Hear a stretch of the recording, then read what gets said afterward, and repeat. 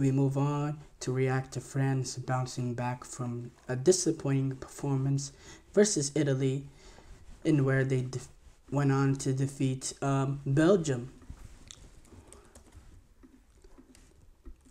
So this was a 2-0 win for France. Ronald Colomwani scored in the 29th minute. Ousmane Dembele scored in the 57th minute. France had 25 shots to Belgium's 9. 9 shots on target for France to 4 shots on target for Belgium. 46% possession for France to 54% possession for Belgium. But it was France that got the victory. Colomwani scored in the 29th minute, Dembele in the 57th minute. In my opinion, a comfortable game for them. And it started off with Belgium having possession, but again, that's how France operates with,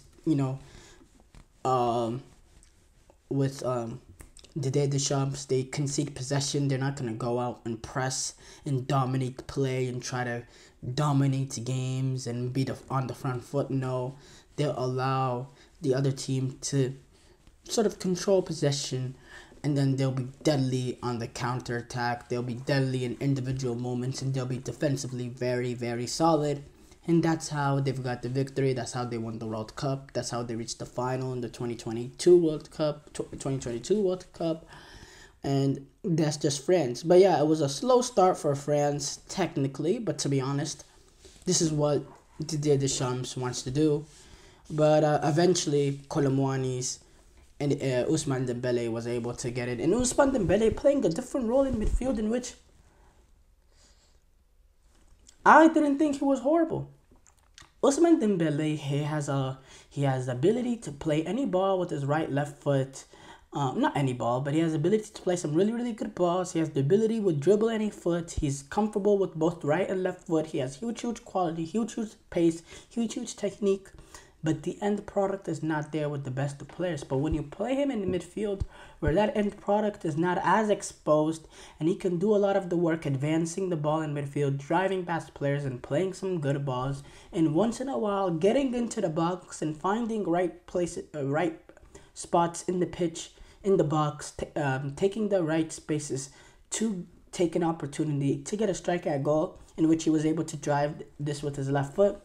He could be a really, really good player, and I was very, very impressed. Now, obviously, Dembele, he shows these sort of performances once in a while as well. It's the consistency that's a matter for him, but so far, and this is my opinion, not my opinion, but this is the only time I've seen him play that position. I don't know if he has before, but he was really, really solid. And it was a good response by the French, who were really completely and thoroughly outplayed by Italy at the Parc des Princes, in which Italy defeated them 3-1. And yeah, Didier Deschamps speaking about the game, saying we were a little nervous at the start of the match. Then we did a lot of good things collectively and did individually too, with new players who didn't have the experience. And yeah, Lewis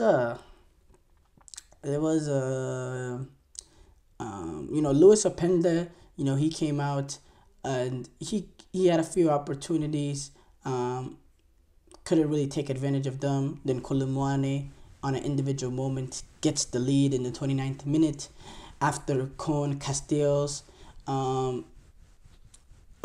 scooped a one-handed save from Dembele, shot, but it led straight into the patch of Colomwani. Dembele, when we know Dembele, he looked really, really good throughout the game. He eventually got his goal in the 57th minute, where he was on the edge of the box, and he found space to fire a really good shot past the Belgian goalkeeper. Dembele, when speaking to French television, he said, "People tell me I'm too generous and I try to pass too much. I decided to try my luck. This season, I'm going to try my luck even more to be more selfish." Belgium, they had some possession, but they didn't really have any clear opportunities. Charles de Catalar, he eventually came on in the 70th minute or so, and he was able to get a shot on goal. I thought De Bruyne played really, really good in midfield, in my opinion. But he just didn't have the players around him, and that's kind of been the story with Belgium and De Bruyne over this past couple of years or so, and it's really sometimes it's hard to watch. It's hard to watch because De Bruyne, he's out there giving it his all, and the people around him just lack that quality, and they're just nowhere near the team that they were in 2018, and it's really disappointing to see. Mbappe actually came on in the 67th minute, and he really was not that great. A few opportunities, was trying to do a little bit too much, and he did look lively in dangerous areas. But I thought there was a few opportunities he had to play someone in, or to play an easy ball that could lead to a better opportunity. And he had a little bit of a selfish tendency trying to get that goal. But overall, I thought France were, comfortable victors in this game. I thought they really controlled this game and they played exactly how they wanted to play. And I think this will quiet the noise just a little bit, especially with the with what happened at this European Championship. They want to build something again going forward, entering the 2026 World Cup, and these Nations League games are their sort of these, and then the World Cup qualifiers are their games that they have to sort of improve as a team, and we continue to get a good look at them. But obviously, we know the pedigree that they have. They still have real quality. It's just, do they have that sort of killer will that those French teams in 2018 World Cup and that 2022 World Cup? Does this team have that killer will? Has that fiery edge? Is Didier Deschamps' tactics still the best approach for this French national team, or do they need a more offensive-minded approach? Because you go up against some of these better teams like Spain, and you let them have possession like France generally do.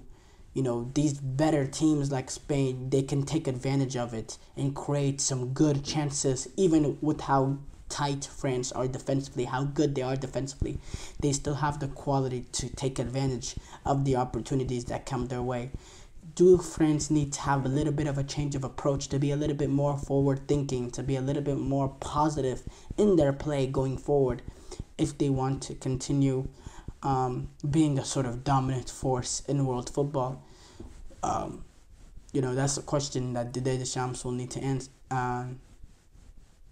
ask.